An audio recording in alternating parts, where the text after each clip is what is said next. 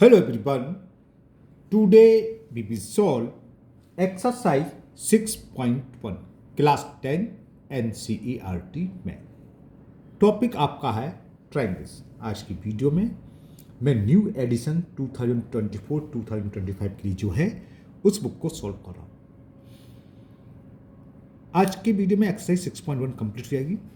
मैं ऑलरेडी ये exercise video बना के डाल चुका हूँ, लेकिन वो ओल्ड एडिशन था। बच्चों के कमेंट से सर न्यू एडिशन की बुक आप सॉल्व करके डाल दीजिए, इसलिए मैं ये आज एक्सरसाइज 6.1 से स्टार्ट कर रहा हूँ, न्यू एडिशन से। चलिए टाइम ना वेस्ट करते हुए स्टार्ट करते हैं। Question number 1।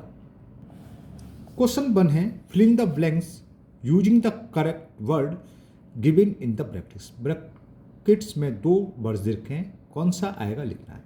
All circles are congruent और सिमिलर। तो क्या होते हैं सर्किल्स? सारे के सारे सर्किल्स आपस में सिमिलर होते हैं। तो चलिए करते हैं।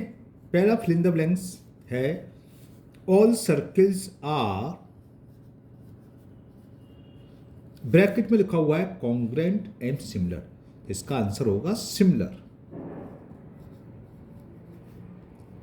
अब समझ लो कॉन्ग्रुएंट का मतलब और सिमिलर। कॉन्ग्रुएंट का मतलब होता है जो कॉन्ग्रुएंट हैं वो तो सिमिलर होंगे ही होंगे, लेकिन जो सिमिलर हैं वो कॉन्ग्रुएंट नहीं होंगे। कॉन्ग्रुएंट का होता है सेम साइज में हो, तो सर्किल सेम साइज में भी हो सकते हैं, लेकिन सर्किल तो ये भी हो सकते हैं। ये भी सर्किल है, एक मान लो 1 सेंटीमीटर रेडियस का, एक 2 सेंटीमीटर रेडियस का, एक 3 सेंटीमीटर रेडियस का, एक 4 सेंटीमीटर रेडियस का। देखने में सब सर्किल हैं, तो ये सिमिलर हैं, कॉन्ग्रुएंट। तो सर्किल तो कितनी भी रेडियस का हो सकता है, तो क्या होंगे? All circles are similar. ठीक है ना। कॉन्ग्रुएंट है, कॉन्ग्रुएंट का मतलब सेम रेडियस के हो, यानी कि साइज भी सेम हो। Second part all square are.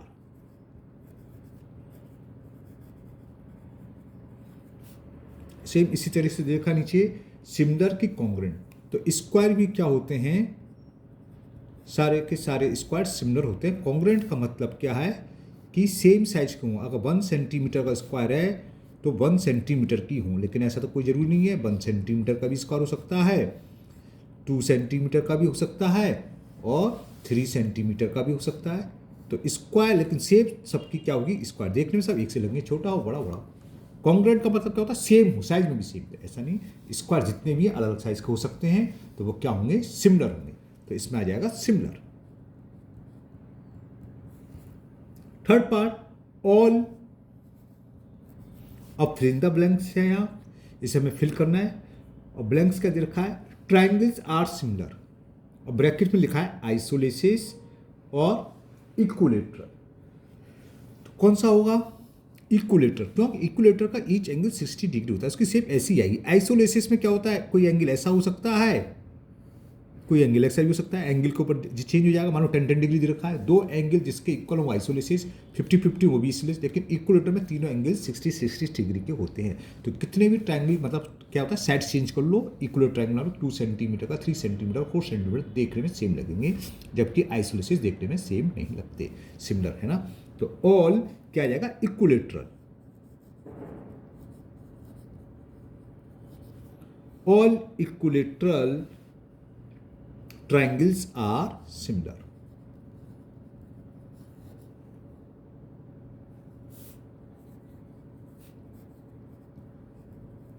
Similar करोगे सर? पूरा पूरा लिख, क्योंकि 2-3 क्वेश्चन है, 5 मिनट की वीडियो बनेगी मुश्किल से। ओके, इसलिए मैं पूरा ही कर दे रहा हूँ।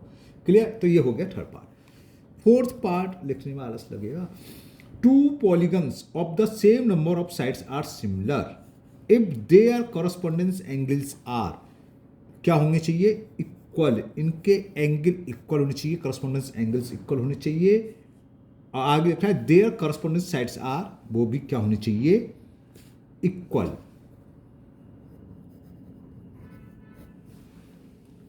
क्लियर? बात समझ में आ गई? इसमें दो आगे आगे दे रखे हैं था, 2 पॉलीगन्स ऑफ द सेम। चलो मैं लिख ही देता हूं। ए पार्ट नहीं कहोगे सर अभी तो करके सारे लिखेंगे, छोड़ो इसे पूरे लिख देते हैं दोबारा से। पहला पार्ट करा है their correspondence angle.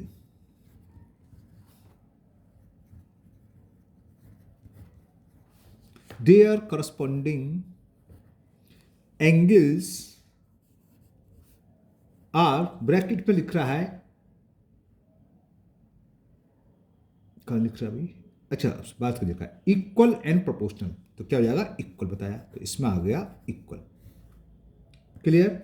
And B part नीचे लिख रहा हूं, एंड आगे लिखा बी क्या है, their corresponding sides, their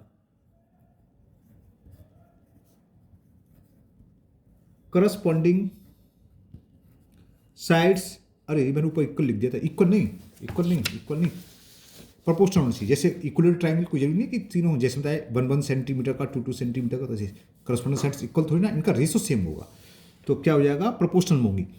corresponding sides आ, इसमें प्रोपोर्शनल आ जाएगा,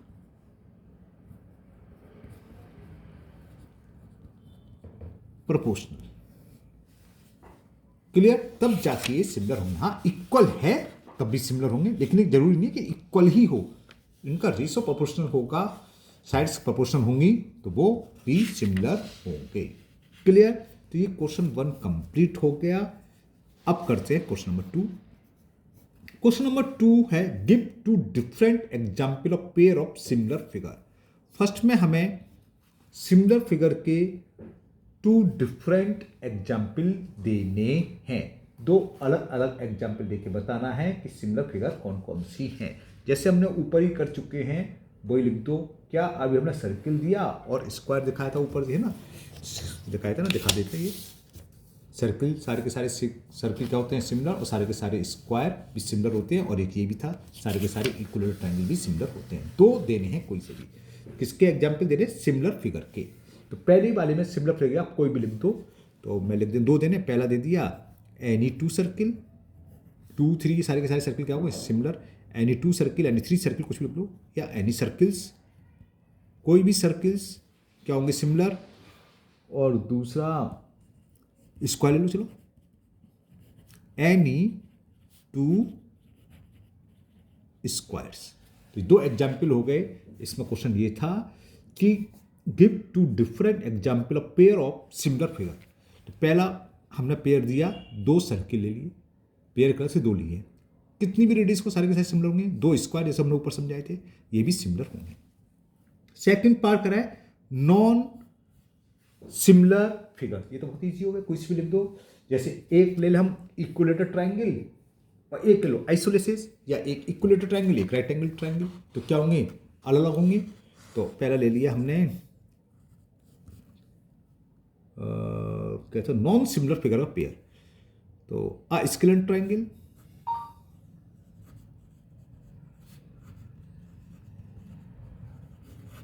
स्केलेन ट्रायंगल क्या होते हैं जिनकी तीनों साइड्स अलग अलग हो, ठीक है ना, यह समझ में आ गया। अब इसके साथ आप एक ट्रायंगल और लिख लो, पेयर लेना है ट्रायंगल का, कोई सा भी लिख लो, इक्विटर ले लो, इक्विलेटर ले लो, राइट एंगल ट्रायंगल ले लो, या आइसोलेसिस ट्रायंगल लो, आपकी मर्जी, दोनों के दोनों ट्रायंगल सिमिलर तो होंगे नहीं, जो मर्जी आए आप वो लिख लो, आपकी मर्जी है। तो हम लेते हैं एंड जो भी है तीनों में से कुछ राइट एंगल लिख दो, चलो राइट एंगल ट्रायंगल। तो एक पेयर ट्रायंगल का हमें मिल गया स्केलेन ट्रायंगल और राइट एंगल ट्रायंगल, ठीक है ना। लेकिन इसमें आप क्या करना, ये हो गया, लेकिन स्केलेन ट्रायंगल भी राइट एंगल ट्रायंगल होता है, तो राइट एंगल ट्रायंगल को इसके साथ मत रखना, है ना। तो राइट एंगल ना लिख के यहाँ कुछ और लिख लो, यहाँ लिख लो इक्विलेटर लिख लो, एंड इक्विलेटर ट्रायंगल।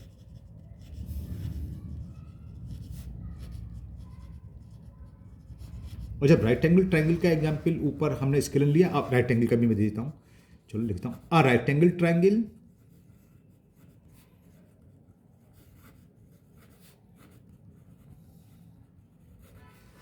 अब इसके साथ स्केलेन ले चुके हो तो आप ले लो आइसोलेसिस ट्रायंगल, बस सिंपल सी बात।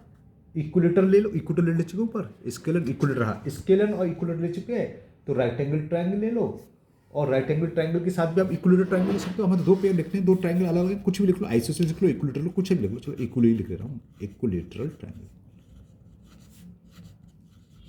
बात समझ में आ गई नहीं आ गई, हमें 2 ट्रायंगल ऐसे लिखने जो आपस में सिमिलर ना हो।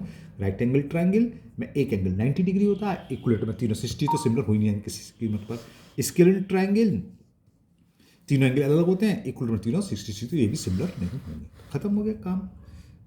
Now last question number 3 question state whether the, इसी के लिए मैं दिखाना पड़ेगा, इसमें एक फिगर दे रखी है, क्वेश्चन देख लो पहले आप, दिख गए या question state whether the following coordinates are similar और नॉट। देखने में लग रहा है सिमिलर नहीं है, इनकी साइड्स 3 है, इसकी साइड्स 1.5 1.5 1.5 है, यहाँ ईच एंगल 90 डिग्री और करस्पॉन्डेंस एंगल इक्वल है। अभी बताया था ऊपर करस्पॉन्डेंस एंगल इक्वल होना चाहिए और साइड्स का प्रोपोर्शनल होने चाहिए, तो साइड्स का प्रोपोर्शन तो है, साइड प्रोपोर्शन में तो है, लेकिन करस्पॉन्डेंस एंगल इक्वल नहीं है, इसलिए ये सिमिलर नहीं होंगे। इस फिगर को हम बोलते हैं रोम्बस, चारों साइड्स इक्वल है, एंगल 90 ना हो, जिसके चारों साइड्स इक्वल और एंगल भी ईच एंगल 90, वो कहलाता है स्क्वायर। तो कैसे लिखेंगे इसे बताते हैं। तो क्वेश्चन क्या था, state whether the following quadrilaterals are similar और नॉट। तो लिख दो कि given quadrilateral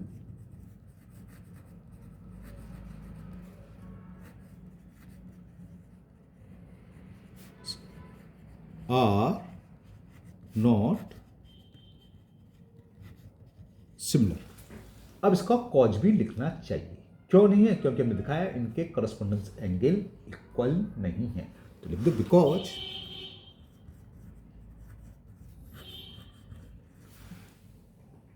the correspondence angles are not equal, because the corresponding angles are not equal। बस इतनी सी बात हमें लिखनी है इसमें, और कुछ नहीं लिखना है। तो corresponding